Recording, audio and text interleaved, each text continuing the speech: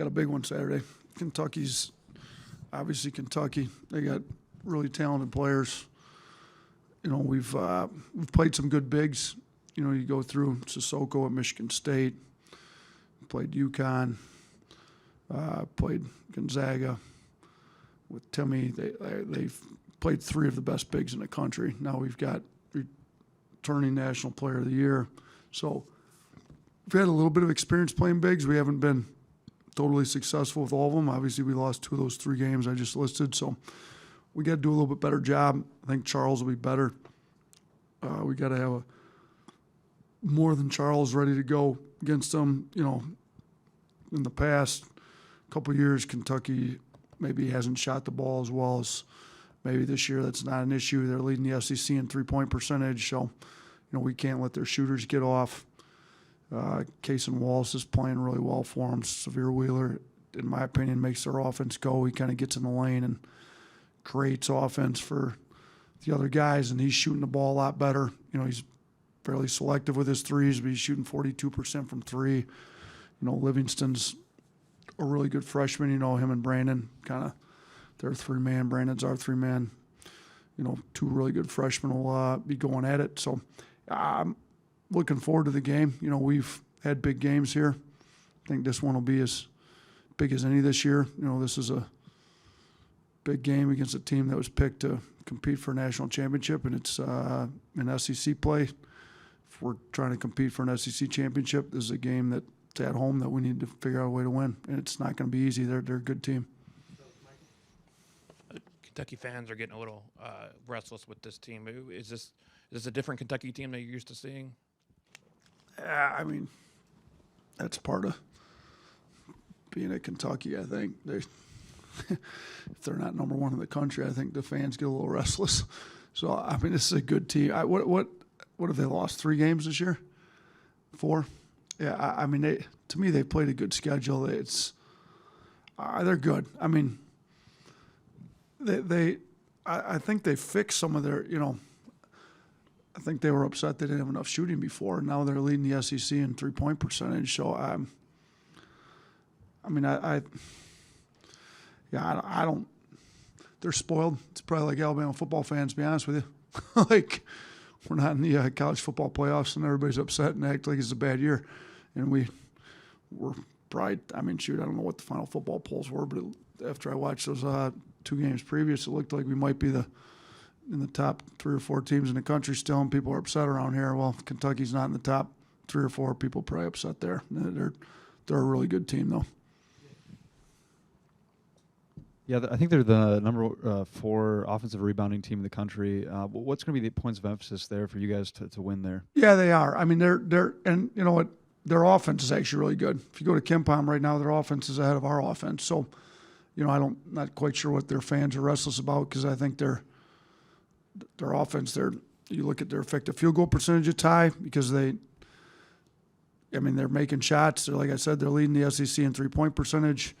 If they miss, they don't turn the ball over much. If they do miss, they get a bunch of their rebounds. Sheboy's averaging 8 offensive rebounds a game himself in league play.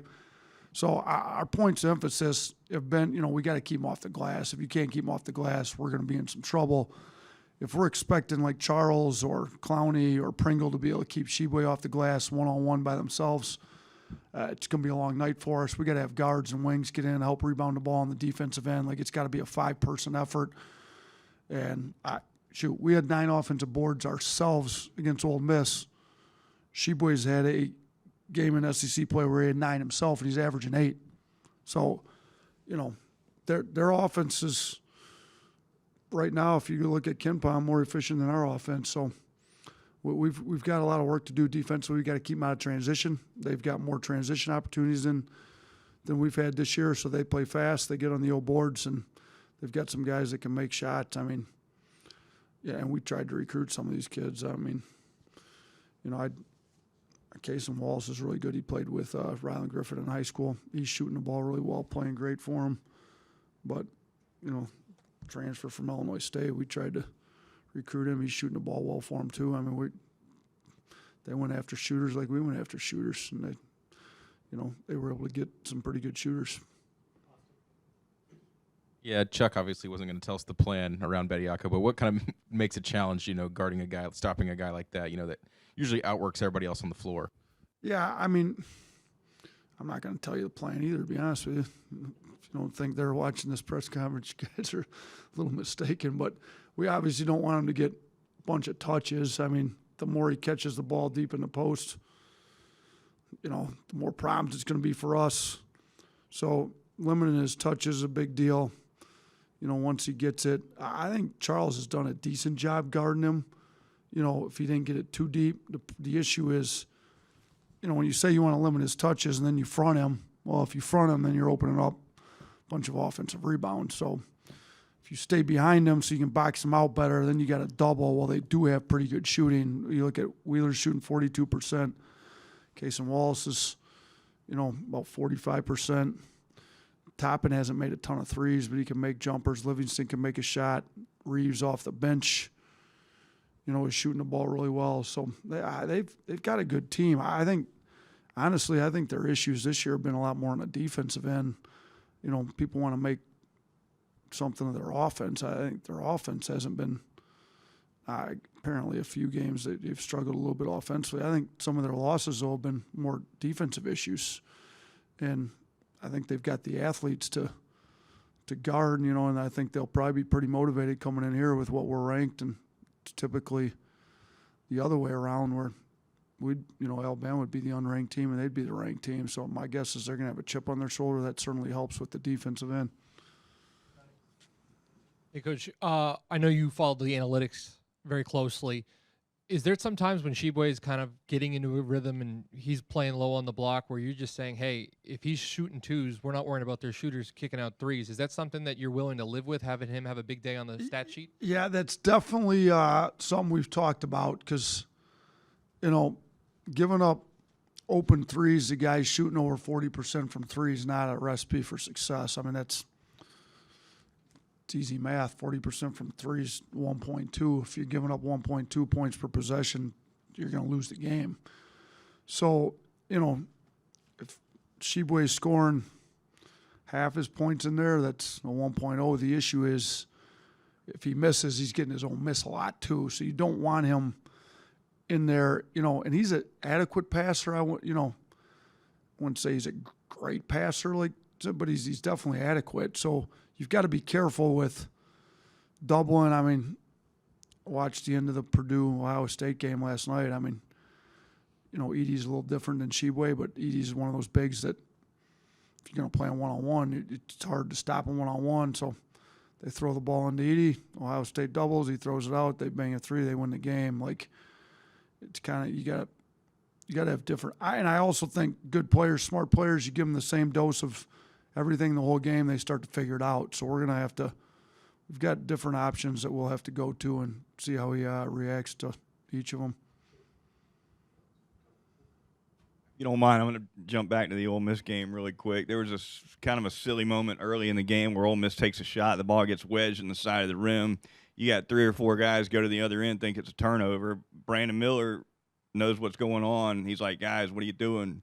Is that a good awareness on his part, or do you give the other guys some grief for not knowing that's a possession arrow play? I think that was one of those deals where, you're playing pickup and guys probably don't know the rules. I mean, that's a jump ball, and we had won the tip, and that was early in the game, so I knew there hadn't been a jump yet, so it's going to be their ball on the possession arrow. Our guys, whether it's defense gets the jump ball and pick up or whatever, they're all head the other way. I don't know what they were thinking, to be honest with you. Brandon's pretty smart. Brandon probably knew the rules. Maybe Brandon heard me telling him to get back down here. We got to guard somebody. But it wasn't just our guys headed the other way. The entire Ole Miss team, I think, was down on the other half of the floor thinking that it was going to be our ball too. So Brandon's smart. Brandon's intuitive. We got a lot of smart players, to be honest with you, though. So I was kind of surprised. But it's not the first time we've had to tell them what the rules were. They don't know the rules. They argue calls with us in practice, and I got to explain to them what the rules are sometimes. So it wouldn't be the first time. I was going to ask him if he gave any grief about that. I forgot that happened, to be honest with you, not until you brought it up. I think we got a stop on that possession, if I remember. So after we got the stop, we're good to go. We'll head to the other end, play offense. You mentioned the expectations surrounding Kentucky, but you're the ranked team in this matchup. Just how close do you guys think that this program is from being that team that people see? Oh, this is Alabama. You know, this is what we need to expect to be this brand. And then also right now, just as the number 7 team, do you guys kind of see yourself as the bad guys on the block? I mean, being one of the No. top-ranked teams. It's still Kentucky. I think you'd have to do this for year after year after year. Now, I will say this. I think people's memory gets a little shorter here. Like, Kentucky's Kentucky. They've been doing it for multiple years, especially since Cal took over. So, you know, we won the SEC 2 years ago. We were middle of the pack last year, middle of the pack the year before. I mean, we've got to do this for multiple years in a row to get to where I feel like people are going to look at us like they look at Kentucky, to be honest with you. So when we get into recruiting battles, people aren't looking at us like we're Kentucky right now. I can assure you. Now, we've been able to recruit pretty well. Brian's Petway done a really good job bringing some good talent in here, but Kentucky's still got a little bit of a, not a little bit, Kentucky still definitely has that persona about being Kentucky. So, but we're there this year. I mean, talk about our guys this year. We've got really good players. We've done a really good job getting them to buy in, play together. The players have done a great job putting ourselves in a spot where we are the number 7 team in the country, and Kentucky's got really talented players. They're going to play us really tough, and they you know, they've dropped a few that maybe they wish they wouldn't have dropped, and they're trying to fight and claw their way back in it. And it's going to be a war tomorrow. You talked earlier about facing big men, and obviously a lot of attention's going to Sheway right now, and rightfully so, but also Jacob Toppin, the freshman's having a good start to the year. You know, how difficult is it to prepare for 2 big men where you're really not seeing that as much in college basketball anymore? You're not. Toppin's not a freshman, so were you thinking about the other kid? Who were you thinking? No, you're good. Toppin's their starting 4. That's a veteran kid. Okay, no, you're good. So Sheway's returning National Player of the Year, like you said. He's like one of the top, maybe the best big man in the country. Toppin's a little different. Like, they aren't posting him a lot, you know, and he's only hit 4 threes on the year. But, you know, he can definitely make mid-range shots. He's all over the glass. He's athletic. He can drive it. He can attack the rim. So we're going to play him a lot different than we would Sheway. But, you know, he's another threat on the floor. I mean, they're looking to throw him lobs. So they're not going to bring in 2 post-up bigs and play them together a whole lot. I mean, the spacing gets a little messed up when that happens. So I don't think we have to worry about them playing 2 post-up bigs at the same time. But, you know, I mean, shoot, we're certainly not ignoring Toppin. I mean, he's one of their better players. He's, you know, they're a little bit similar to us, though. We're starting 3 freshmen. They're starting 2.